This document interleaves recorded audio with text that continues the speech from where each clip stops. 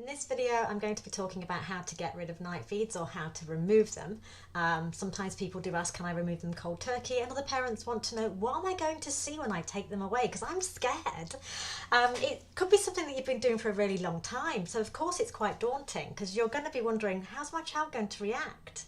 But typically speaking, night feeds can be easy to remove if your child knows how to fall asleep. Though in most cases, night feed removal does have to be paired with sleep training, but maybe you're in a situation where your baby does know how to fall asleep and you've worked on that and now you're just stuck on the second part of the learning curve, which is how to take the night feed out.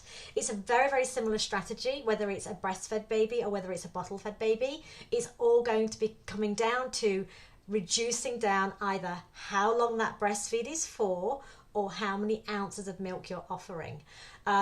I typically notice that the average overnight feeds for breastfeeding mums tends to be between 8 to 12 minutes, and bottle feeds can be anything from like 4 ounces to 8 ounces, just depending on how often you're doing them, what nipple flow you're using, whether your baby's using a soother. They're all variables to each other. But typically speaking, if you have a baby that cannot put themselves to sleep, it's going to be very difficult for you to get rid of the overnight feeds. If you have a baby that can put themselves to sleep, it's going to be easier for you to remove the overnight feeds. It's all about having a plan, it's about having something to follow, and it's making sure that you are consistent. When it comes to change, many parents will say to me that they want to make changes in the gentlest way possible because they're so concerned about their child's reaction. Maybe their baby's going to cry, which is very common when you make changes. And my answer to that is always that the easiest way to make change and the gentlest way to make change is for you to be consistent.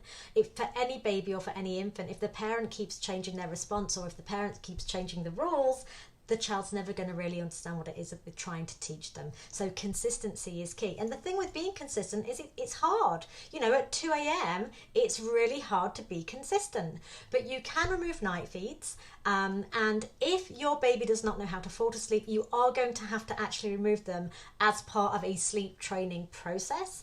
And if your baby can put themselves to sleep, it's really just a matter of reducing down how long those feeds are for and maybe having your partner involved, especially if you are a breastfeeding mum. It's very difficult for a baby to understand what a breastfeeding mum is trying to teach them if they're dealing with the baby at one, waking in one way, and then dealing with the baby by feeding them in another. So it can be done. If you want help with it, please comment below. I would love to help you. And you can also contact me, info@dawnwhitaker.com, and my email address is in my bio on this channel. So any questions about night feed removal, I am here to help. If you have liked this video, please do what all YouTubers ask and share, subscribe, like. Am I missing something? I don't think so. Hope to see you again soon.